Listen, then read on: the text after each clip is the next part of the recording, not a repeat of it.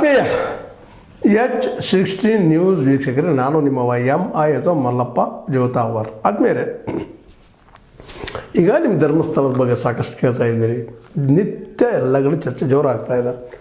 ಕಾರಣ ಇಷ್ಟಲ್ಲಿ ಅನ್ಯಾಯ ಆಗಿದೆ ಅನ್ನೋದು ನಿಶ್ಚಿತ ಆಗ್ತಾ ಇದೆ. ಯಾಕೆಂದರೆ ಹರ್ಷನ್ ಜೈನ್ರವ್ರಿಗೆ ತಾವು ತಪ್ಪು ಮಾಡಿಲ್ಲ ಅಂತಂದ್ರೆ ಸುಪ್ರೀಂ ಕೋರ್ಟ್ ಹೋಗುವ ಅವಶ್ಯಕತೆ ಏನಿತ್ತು ಮತ್ತು ಮಾಧ್ಯಮದ ಮೇಲೆ ನಿಷೇಧ ಹೇರಿಸುವಂಥ ಅವಶ್ಯಕತೆ ಏನಿತ್ತು ಅಂತ ನಮ್ಮಲ್ಲಿ. ಯಾಕಂದ್ರೆ ನಿಮಗೆ ಗೊತ್ತದ, ಈ ಅನೇಕ ನಮ್ಮಲ್ಲಿ ಗಾಜಿ ಮಾತುಗಳಿದ್ದಾವೆ. ತಾವು ಸುದ್ದಿದ್ರೆ ಡ್ಯಾಶ್ ಯಾಕಪ್ಪ ಮನೆ ಕಟ್ಟಬಾರ್ದು ಅಂತೇಳಿ. ತಾವು ಒಳ್ಳೆಯದಿದ್ರೆ ಯಾಕೆ ಇದು ಅನಗತ್ಯದು ನಾವು ಬ್ಯಾನ್ ಮಾಡಿರಿ ಮತ್ತೆ ಮಾಡಿರಿ, ನೀವು ಇಲ್ಲಲ್ಲ ಅದ್ರಾಗ ಹರ್ಷನ್ ಜೈನ್ರವರ ಇದು ಏನು ತೋರಿಸ್ತದಪ್ಪ ಅಂದ್ರೆ ನೀವು ಇದ್ರಾಗ ಇನ್ವಾಲ್ವ್ ಇದ್ದೀರಿ ಅಂತೇಳಿ. ನಿಮ್ದಿದ್ರೆ ಹೇಳ್ತಾರೆ. ಮತ್ತು ಯಾವುದೇ ಪತ್ರಿಕೆಗೂ ತರದಾದ ಲಿಮಿಟೇಷನ್ಸ್ ಅದಾವೆ, ಡಿಫೆಮೇಷನ್ ಕೇಸ್ಗಳು ಇರ್ತಾವೆ. ಅಂದಾಗ ಸಹಜವಾಗಿ ಇನ್ನೊಬ್ಬರು ಅಪಮಾನ ಮಾಡೋದಕ್ಕೆ ಏನಾದರೂ ವೈಯಕ್ತಿಕ ಈರ್ಷೆ ಇದ್ದವ್ರು ಮಾಡ್ಬೋದಿಲ್ಲ ಅಂತಲ್ಲ. ಅಂಥವ್ರು ಯಾರೂ ಇದ್ರೆ ನೀವು ಮಾಡಿರಿ ಬೇಡ ಅಂತೇಳಿಲ್ಲ. ಇಲ್ಲಿ ನಾವು ಚರ್ಚೆ ಮಾಡ್ತಾಯಿದ್ವಿ.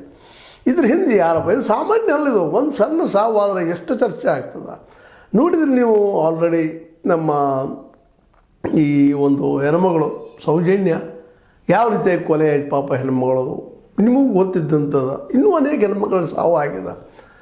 ಅನೇಕರು ಇವತ್ತು ಹೇಳ್ತಾ ಇದ್ದಾರೆ, ಇಲ್ಲರಿ ನಾವು ನೋಡಿದ್ದೀವಿ, ಹೋಗಿದ್ದು ನೋಡಿದ್ದೀವಿ, ಮಾಡಿದ್ದು ನೋಡಿದ್ದೀವಿ ಅನ್ನುವಂಥ ಈ ಸಂದರ್ಭದಲ್ಲೇ ಅದು ನಿಲ್ಲಿಸಬೇಕು, ಅದ್ರ ಪ್ರಚಾರ ಮಾಡಬಾರ್ದು ಅಂದ್ರೆ ಏನಿತ್ತು ಅರ್ಥ? ಸತ್ಯ ಗೊತ್ತಾಗೋದು ಬೇಡವಾ?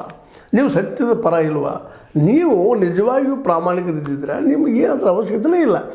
ಆರಾಮಾಗಿ ನಿಮ್ಮ ಕೆಲಸ ಮಾಡಿರಿ ಅಂತ. ಇಲ್ಲಿ ಯಾರಿಗೂ ಮಂಜುನಾಥನ ಸ್ವಾಮಿ ಮಂಜುನಾಥ ಹೆಸರು ಕಳಿಸ್ಬೇಕಂತಿಲ್ಲ, ಯಾರಿಗೂ ಅದ್ರ ಬಗ್ಗೆ ಇಲ್ಲ. ಮಂಜುನಾಥನ ಎಲ್ಲರೂ ಕೇಳ್ಕೊಳೋದು ಒಂದೇ, ನಮಗೆ ನ್ಯಾಯ ಇಸಿದು ಕೊಡ್ರಪ್ಪ ಅಂತ ಎಲ್ಲರೂ ಕೇಳ್ತಾ ಇದ್ದಾರೆ. ನಿಷ್ಠಾವಂತ ದೇವರು ಇದ್ದಾರೆ, ಇಸಿದು ಕೊಟ್ಟೇ ಕೊಡ್ತಾರೆ. ಇಲ್ಲಿವರೆಗೆ ನಡೆದದ. ಇದು ಮಂಜುನಾಥನ ಆಶೀರ್ವಾದದಿಂದ ಇವತ್ತು ನಡೆದ SIT ತನಿಖೆ. ಎಷ್ಟೋ ಜನ ಪಾಪ ಈ ಸೌಜನ್ಯ ಕೇಸಲ್ಲಿ ಸಾಕಷ್ಟು ಪ್ರಯತ್ನ ಮಾಡಿದ್ದಾರೆ, ಒಂದು ಎರಡೋ ಅದು. ಅವರೆಲ್ಲರೂ ಇವತ್ತು ಬಾಯಿ ಮುಚ್ಚಿತ್ತು ಈ ಒಂದು ಹಿಂದೆ ಆದಂಥ ಒಂದು ಕೋರ್ಟ್ ನಿರ್ಣಯದಿಂದಾಗೆ.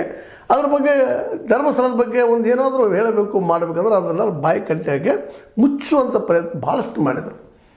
ಅದು ಈಗ ಹಾಗಾಗಿಲ್ಲ. ಅವೇನು ಒಬ್ಬ ವ್ಯಕ್ತಿ ಬಂದ ಮಂಜುನಾಥನ ಗಳಿಸಿದಂತಲ್ರಿ, ಅಥವಾ ನ್ಯಾಯ ನಿಸರ್ಗ ನ್ಯಾಯದ ಇಲ್ಲ, ಆ ಒಬ್ಬ ಅನಾಮಿ ವ್ಯಕ್ತಿ ಬಂದ ಮತ್ತೆ ಓಪನ್ ಆಗ್ಯಾವೆಲ್ಲರೂ. ಅದಕ್ಕೇನು ಮಾಡಲಿಕ್ಕೆ ಸಾಧ್ಯ ಇಲ್ಲ. ಅವ್ನು ಸ್ವತಃ ಹೇಳ್ತಾರೆ, ನಾನು ನೋಡಿದ್ದೀನಿ ಅಂತೇಳಿ. ಅವು ಕೆಲವೊಂದು ಕಡೆ ಹೆಣ್ಣುಗಳ ಸಿಕ್ತಿಲ್ಲ, ಇವತ್ತಿನವರೆಗೆ ಸಿಗುವ ಎಲ್ಲ ಸಾಧ್ಯತೆಗಳಿದ್ದಾವೆ. ಅವ್ರ ಜೊತೆಗೆ ಇನ್ನೂ 3-4 ಜನ ಬಂದಿದ್ದಾರೆ, ನಾವು ತೋರಿಸ್ತೀವಿ ಅಂತ ಅಂದಾಗ ಅದನ್ನು ಚೆಕ್ ಮಾಡಲಿಲ್ಲ ರೀ ಅವರು ಮಾಡಿದ್ರೆ ಹರ್ಷೇಂದ್ರ ಅವ್ರಿಗೆ ಏನು ಪ್ರಾಬ್ಲಮ್ಮು. ಇದಕ್ಕಾಗಿ ಇವತ್ತು SITಗೂ ಸಮಸ್ಯೆ ಬಂದುಬಿಟ್ಟದ ಹರ್ಷೇಂದ್ರ ಅವ್ರ ಮೇಲೆ, ನಮ್ಮ ಏನಪ್ಪ ವೀರೇಂದ್ರ ಹೆಗ್ಗಡೆ ಅವ್ರ ತಮ್ಮನ ಮೇಲೆ. ನೀವ್ಯಾಗಪ್ಪ ಅಂದರೆ ಎನ್ಕ್ವೈರಿ ಮಾಡೋ ಸಾಧ್ಯತೆಗಳಿದ್ದಾವೆ. ಸಪೋಸ್ ಏನಾದರೂ ಅದು ಎನ್ಕ್ವೈರಿ ನಡೀತು, SIT ನೋಟಿಸ್ ಕೊಟ್ಟರೆ ಹರ್ಷನ್ ಜೈನ್ರವರು ಅದಕ್ಕೆ ಪ್ರಾಮಾಣಿಕವಾಗಿ ಉತ್ತರ ಕೊಡಬೇಕಾಗ್ತದೆ. ಅಷ್ಟೇ ಅಲ್ಲ, ಈಗಾಗಲೇ ಈಗೇನು ಈ ಒಂದು ಅನಾಮಿಕರಿದ್ದಾರಲ್ಲ, ಅಥವಾ ಈಗ ಓಪನ್ನಾಗಿ ಬಂದವರು ಇದ್ದಾರೆ, ಅವ್ರ ಮೇಲೆ ಆರೋಪ ಮಾಡಿಕೊಳ್ಳೋ ಸಾಧ್ಯತೆಗಳಿದ್ದಾವೆ.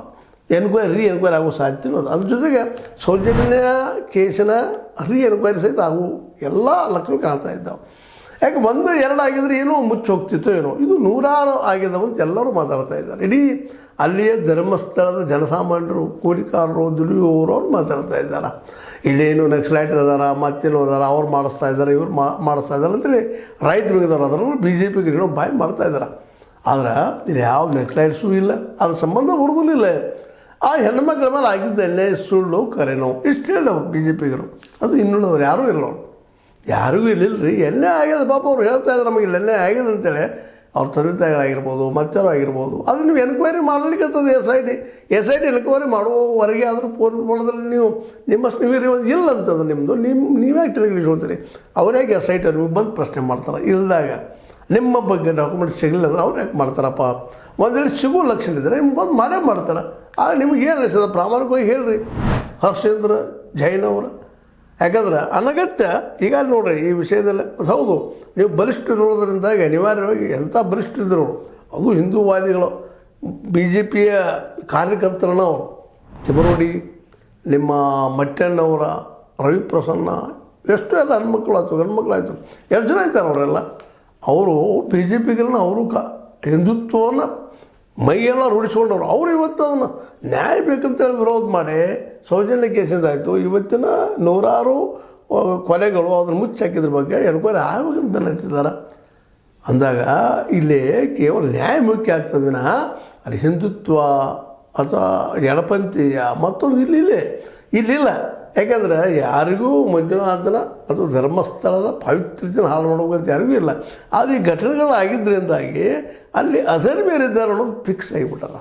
ಅಧರ್ಮೀಯರು ಯಾರು ಅವರು ಅದನ್ನು ಪ್ರಶ್ನೆ ಮಾಡ್ತಾಯಿದ್ದಾರೆ. ಆ ಸಂದರ್ಭದಲ್ಲಿ ನಾ ಅಲ್ಲ ನಮ್ಮ ಹೆಸರು ತಗೋಬೇಡ ಅಂತ ಹೇಳೋದಕ್ಕೆ ಇವ್ರು ಯಾರು ರೀ? ಹರ್ಷೇಂದ್ರ ಜೈನ್ ಅವರು. ಅದನ್ನು ಸುಪ್ರೀಂ ಕೋರ್ಟ್ ಹೇಳದ. ಅವರೆಲ್ಲ ಕೇಳೋಗ್ರಿ, ಇದು ಪತ್ರಿಕಾ ಸ್ವಾತಂತ್ರ್ಯವನ್ನು ನೀವು ಕಸ್ಕೊಳ್ಳೋಂಥ ಕೆಲಸ ಮಾಡ್ತಾಯಿದ್ರಿ, ತಪ್ಪು ಅಂತೇಳಿ ಅವ್ರಿಗೆ ಏನಪ್ಪ ಅಂತಂದ್ರೆ ಒಂದಿಷ್ಟು ಬುದ್ಧಿ ಹೇಳಿ ಕಳಿಸಿದಂಥ ನ್ಯೂಸ್ಗಳು ಬರ್ತಾಯಿದ್ದಾವೆ. ಅದು ಸತ್ಯದ. ಯಾಕೆಂದ್ರೆ ನೀವು ಇಲ್ಲ ಅಂದರೆ ಯಾಕಪ್ಪ ನಿಮ್ಗೆ ಬೇಕು? ನೀವ್ಯಾಕೆ ಇಂಜೆಕ್ಷನ್ ತೊಗೊಳಕ್ಕೆ ಹೋಗ್ತಾಯಿದ್ದೀರಿ? ನಿಮಗೇನೂ ಇಲ್ಲ, ಆರಾಮಿದ್ದೀರಲ್ಲ ನೀವು ಅಂದಾಗ ಎಲ್ಲ ನೆಲೆಗಟ್ಟಿನಲ್ಲೇ ದಿನಕ್ಕೆ ಅನೇಕ ವ್ಯಕ್ತಿಗಳು ಬಂದು ಸೇರ್ಕೊಳ್ತಾ ಇದ್ದಾರೆ. ಈಗಾಗಲೇ ನೋಡ್ರಿ, ಗಿಳಿಯಾರ ಮೇಲೆ FIR ಆಗ್ಯದ. ಅವರು ಭಾಳ ಮಾತಾಡ್ತಾಯಿದ್ರು. ಅದ್ರ ಜೊತೆಗೆ ಕೀರ್ತಿ ಬಗ್ಗೆ ಆಲ್ರೆಡಿ ಅವರು ಸಹಿತ ಹೇಳ್ಕೊಳ್ಳಿಕ್ಕತ್ತದ. ಯಾರ್ಯಾರು ಈ ಒಂದು ದಿಶೆಯಲ್ಲಿ ಭಾಳಷ್ಟು ಮಾತಾಡಿದ್ದಾರೆ ಅವರು ಸಹಿತ ಎನ್ಕ್ವೈರಿ ಆಗ್ತಾಯಿದೆ. ಈಗ ನೋಡಿರಿ, ಇಲ್ಲಿವರೆಗೆ ಎನ್ಕ್ವೈರಿ ಏನಾಯಿತು, ಜಾಗ ತೋರಿಸಿದ್ದೆಲ್ಲ ಹುಡುಕ್ತಾ ಹೋದರು SIT ಅವರು.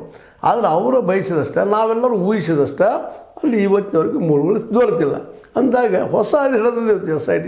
ನಿನ್ನ ಜೊತೆಗೆ ಯಾರು ಇದ್ರಪ್ಪ, ನೀ ಎಷ್ಟು ವರ್ಷ ಇದ್ದಿ, ಅಲ್ಲಿ ಏನು ಮಾಡಿದಿ, ಯಾರ್ಯಾರು ಸಂಬಂಧ ಇದ್ದಾವೆ, ಎಲ್ಲರೂ ಒಬ್ಬೊಬ್ಬರಾಗಿ ಕರೆಸಿ ಎನ್ಕ್ವೈರಿ ಸ್ಟಾರ್ಟ್ ಆಗ್ಯದ. ಇದೇ ಸಂದರ್ಭದಲ್ಲಿ ಇನ್ಸಿಡೆನ್ಸ್ ಅಂತಿರೋ ಅದು ಬೇಕಂತಿದ್ರು ಗೊತ್ತಿಲ್ಲ. ಅಲ್ಲಿ ಬೆಳ್ತಂಗಡಿ ಪೊಲೀಸ್ ಠಾಣೆಯಲ್ಲಿದ್ದಂಥ ಡಾಕ್ಯುಮೆಂಟ್ಸ್ ಎಲ್ಲ ಅನಾಮಿಕ ಹೆಸರಿನ ಹೆಣಗಳು ಹೋಗೋದಿದ್ರಲ್ಲ, ಅವ್ರು ಯಾರು ಏನು, ಎಷ್ಟು ಅದು, ಎಲ್ಲಿ ಹೋದ್ರು, ಏನು ಅಂತ ಅದ್ರ ಲಿಸ್ಟ್ ಇದ್ದನ್ನು ಸುಟ್ಟಾಗಿಬಿಟ್ಟಿದ್ದಾರೆ ಪೊಲೀಸರು. ಏನು ತೋರಿಸ್ತದಪ್ಪ ಅಂತಂದರೆ ಇವೆಲ್ಲ ಸಂಶಯಕ್ಕೆ ಕಾರಣ ಆಗ್ತಾವೆ. ಹೌದು ಪೈಸಂದು ದೊಡ್ಡದಪ್ಪ ಗ್ಯಾಂಗ, ಯಾರದಾರ ಇವರು ಗುಂಡಾಗಳು, ಇಲ್ಲೇ ಈ ಪ್ರವೃತ್ತಿ ಇರೋಂಥವ್ರು ಯಾರು, ಅದಕ್ಕೆ ಸಹಜವಾಗಿ ಅಲ್ಲಿ ಮಾಡಿದವ್ರ ಹೆಸರುಗಳು ಮತ್ತೇನೋ ಒಬ್ರಿಗೊಬ್ರು ಹೇಳ್ತಾ ಇದ್ದಾರೆ. ಅದು ಮತ್ತೆಲ್ಲೋ ಸುತ್ತಾಗಿ ಎಲ್ಲೋ ಹೋಗ್ತಾ ಇದೆ. ಅದಕ್ಕೆ ಯಾರೇನು ಮಾಡಲಿಕ್ಕೆ ಸಾಧ್ಯ ಇಲ್ಲ. ಸತ್ಯ ಎಲ್ಲಿರ್ತದೆ ಅದು ಹೋಗ್ತದೆ ಹಾದಿ. ಅದು ಯಾಕೆಂದ್ರೆ ಸತ್ಯದ ಹಾದಿ ಆ ರೀತಿ ಇರ್ತದೆ. ಹೀಗಾಗಿ ಈ ಸಂದರ್ಭದಲ್ಲೇ ಮತ್ತಷ್ಟು ಧರ್ಮಸ್ಥಳದಲ್ಲೇ ಈ ಎನ್ಕ್ವೈರಿಯಾಗಿ ಅದರಲ್ಲೂ ಮುಖ್ಯವಾಗಿ ನಮ್ಮ ಹರ್ಷೇಂದ್ರ ಜೈನ್ ಅವರಿಗೆ ನೋಟಿಸ್ ಕೊಟ್ಟಿದ್ದಾರೆ ಅನ್ನೋ ಸುದ್ದಿಗಳಿದ್ದಾವೆ. ಕೊಡ್ತಾರಂತೇಳಿ ನಮ್ಮ ಜಗದೀಶ್ ಏನಪ್ಪ ಅಂತ ವಕೀಲರು ಹೇಳ್ತಾ ಇದ್ದಾರೆ. ಜಗದೀಶ್ ವಕೀಲರಂತೆ ಪೂರ್ಣ ಪ್ರಮಾಣದಲ್ಲಿ ಈ ಒಂದು ಏನಪ್ಪ ಅಂದ್ರೆ ಈ ಘಟನೆಗಳಿಗೆ ಒಂದು ಜೀವದ ಸಾಕ್ಷಿ ಆಗ್ತಾಯಿದ್ದಾರೆ ಮತ್ತು ಮುಂದೆ ನಿಂತ ತಾವು ಲೀಡ್ ಮಾಡ್ತಾ ಇದ್ದಾರೆ. ಇದರಿಂದಾಗಿ ಏನಾಗ್ಯದಪ್ಪ ಅಂತಂದ್ರೆ ಇವತ್ತು ಅನೇಕರು ಮಾಡ್ತಾಯಿದ್ದಾರೆ, ಒಬ್ಬರಲ್ಲ ಅನೇಕರು ಮಾಡಿದಲ್ಲಿ ಇವತ್ತು ಎದುರಿಸುವಂಥ ಶಕ್ತಿ ಎಲ್ಲರಿಗೂ ಬಂದದ. ಒಬ್ಬರು ನೋಡಿ ಒಬ್ಬರು ಇನ್ನೊಬ್ಬರು ಧೈರ್ಯ ತಗೊಳ್ತಾ ಇದ್ದಾರೆ. ಇಲ್ಲಾಂದ್ರೆ ಬಲಿಷ್ಠ ಶಕ್ತಿ ವಿರುದ್ಧ, ಬಲಿಷ್ಠ ಒಂದು ಸಂಪ್ರದಾಯವಾದದ ವಿರುದ್ಧ ಎದ್ದು ನಿಲ್ಲೋದು ಹುಡುಗಾಟದ ಕೆಲಸ ಅಲ್ಲ. ಎಂಥ ಬಲಿಷ್ಠ ಸರ್ಕಾರಗಳು ಸಹಿತ ಸಾಧ್ಯ ಆಗೋದಿಲ್ಲ. ನೋಡಿರಿ, ಮೂರೂ ಪಾರ್ಟಿಗಳು ಇವತ್ತು ಅದನ್ನು ಸ್ಟೆಪ್ ತೊಗೊಳ್ಳಿಕ್ಕೆ ಹಿಂದೆ ಮುಂದೆ ಮಾಡಿದ್ವು ಅನ್ನೋದು ನಿಮ್ಗೆ ಗೊತ್ತದ. ಏನೋ ಒಂದು ಧೈರ್ಯ ಮಾಡಿ SIT ನೇಮಿಸಿದ್ರು ಸಿದ್ದರಾಮಯ್ಯನವರು. ಅದಕ್ಕೂ ಇವತ್ತು ಟೀಕೆ ಮಾಡ್ತಾಯಿದ್ದಾರೆ. ಪ್ರತಾಪ್ ಸಿಂಗ್ ಅಂತವರು, ಇನ್ನುಳಿದವರು, ಅಶೋಕನ್ ಅಂತವರು ಇವತ್ತು ಟೀಕೆ ಮಾಡ್ತಾಯಿದ್ದಾರೆ. ಅವ್ರು ನ್ಯಾಯ ಸಲುವಾಗಿ ಪಾಪ ಎನ್ಕ್ವೈರಿ ಹಾಕಿದ್ದಾರೆ SIT ಅವರು. ಏನದು ಕ್ಲಿಯರ್ ಆಗಲಿ, ಅಲ್ಲೇ ಹುಗಿದಿದ್ದು ಖರೆ ನಾವು ಸುಳ್ಳು. ಈಗ ನೋಡೋಣ, ಅದನ್ನು ಈ ವಾರದಾಗೆಲ್ಲ ಕ್ಲಿಯರ್ ಆಗಿ ಆಗ್ತದೆ. ಇದರಿಂದ ಸಿಗ್ತಾವೆ. ಇನ್ನು ಕೆಲವಷ್ಟು ಮತ್ತು ನ್ಯೂಸ್ ಬರ್ತಾಯಿದ್ದಾವೆ, ಇಲ್ಲ ಅಲ್ಲಿ ಹೋಗೋದಾರ, ಅಲ್ಲಿ ಇನ್ನಷ್ಟು ಹೆಚ್ಚು ಮಣ್ಣು ಹಾಕಿದ್ದಾರೆ, ಮತ್ತೇನು ಹಾಕಿದ್ದಾರೆ ಅಂತೇಳಿ. ಆದರೂ ಆಗಿರ್ಬೋದು. ಯಾಕಂದರೆ ಕೊನೆಗಾರರಿಗೆ ಗೊತ್ತಿರ್ತದೆ, ಇದರಲ್ಲಿ ನಾಳೆ ಇವರು ಏನಾದರೂ ಬಾಯಿ ಬಿಟ್ಟರೆ ನಮ್ಮ ಗತಿ ಏನು ಅಂತ. ಹೀಗಾಗಿ ಅವರು ಏನು ಸಾಧ್ಯ ಎಲ್ಲ ಮುನ್ನೆಚ್ಚರಿಕೆ ವಹಿಸ್ಕೊಂಡಾರ. ಅವರಲ್ಲೇ ಸಾಕಷ್ಟು ಜನ ಬಲನೂ ಅದ, ತೋಳ್ಬಲ ಅಂತ ಪ್ರಶ್ನೆ ಇಲ್ಲ. ಪಾಪ ದುಡ್ಡು ಕೊಟ್ಟರೆ ಪಾಪ ದುಡಿಯುವಂಥ ಹಳ್ಳಿ ಜೀವನದಲ್ಲಿ ಬಡತನದಲ್ಲಿರುವಂಥ ಜನ ಬಂದು ಎಲ್ಲ ಕೆಲಸನೂ ಮಾಡಿ ಹೋಗ್ಬಿಡ್ತಾರೆ. ಹೀಗಾಗಿ ಇವತ್ತು ಒಂದಿಷ್ಟು ಸುರಕ್ಷಿತದಾರೆ. ಯಾರು ಇದರ ಹಿಂದಿದ್ದಾರೆ ಅವರು ಹಿಂದೆಗಳು, ಅದು ಅಧರ್ಮೀಯರು ಯಾರದಾರ ಅವ್ರು ಹಿಂದಿದ್ದಾರೆ, ಅವರು ಅಡಿಕೊಂಡು ಕುಳಿತಿದ್ದಾರೆ. ಯಾಕಂದ್ರೆ ಅದು ಹಿಂದಿನ ಹೊರಗೆ ಬರುವಂಥದ್ದು ದಿನ. 2 ದಿವಸ ಮುಂಚೆ ಕೂಡ ಅವ್ರದಾರ ಇವರು. ಅದೇ ಇವತ್ತು ಬಂದು ನಿಂತದ್ದು. ಇವತ್ತು ಆ ದಿಶೆಯಲ್ಲೇ ಈ ಒಂದು ಏನು ನಡೆದ ಘಟನೆ ಧರ್ಮಸ್ಥಳದಲ್ಲ, ಇಂದಿಲ್ಲ ನಾಳೆ ಎಲ್ಲರಿಗೂ ಇದು ಅಂಟುಕೊಳ್ಳೋದನ್ನು. ಇದರಲ್ಲೇ ಭಯ ಪಡುವಂಥದ್ದು ಏನಿಲ್ಲ. ನಮ್ಮ ಹರ್ಷೇಂದ್ರ ಜೈನ್ ಅವರಂತೆ ಅದ್ರ ಬಗ್ಗೆ ವಿಚಾರ ಮಾಡೋದು ಬಿಟ್ಟಷ್ಟು ಒಳ್ಳೆಯದು. ಇಲ್ಲಪ್ಪ ಅಂದ್ರೆ ಸಂಶಯದ ಸುಳಿಗಳು ಅವ್ರ ಸುತ್ತ ಬರ್ತಾಯಿದ್ದಾವೆ. ಮತ್ತು ಆಲ್ರೆಡಿ ಅವ್ರನ್ನೂ ಎನ್ಕ್ವೈರಿ ಮಾಡಿದಂಥ ಜಗದೀಶ್ ಅಂತ ವಕೀಲರು ಬೆನ್ನತ್ತಿದ್ದಾರೆ, ಇನ್ನುಳಿದವರು ಬೆನ್ನತ್ತಿದ್ದಾರೆ. ಅದೇನಾಗ್ತದೆ ನೋಡೋಣ, ತನಿಖೆ ಆಗ್ಬೋದು ಹರ್ಷೇಂದ್ರ ಜೈನ್ ಇರೋದು ಅಂತ ಹೇಳ್ತಾ. ಇದು ನಿಮಗೆ ಲೈಕ್ ಆಗಿರ್ಬೋದು. ಲೈಕ್ ಮಾಡಿ, ಶೇರ್ ಮಾಡಿ, ಕಮೆಂಟ್ ಮಾಡೋ ಜೊತೆಗೆ ಸಬ್ಸ್ಕ್ರೈಬ್ ನಿಲ್ಲಿಸ್ಬೇಡ್ರಿ. H60 ನ್ಯೂಸ್ ಅರ್ಧತೆ ಸಿದ್ದರಾಮಯ್ಯದು ಸತ್ಯದ ಕೈಗಳಲ್ಲಿ ವಂದನೆಗಳು.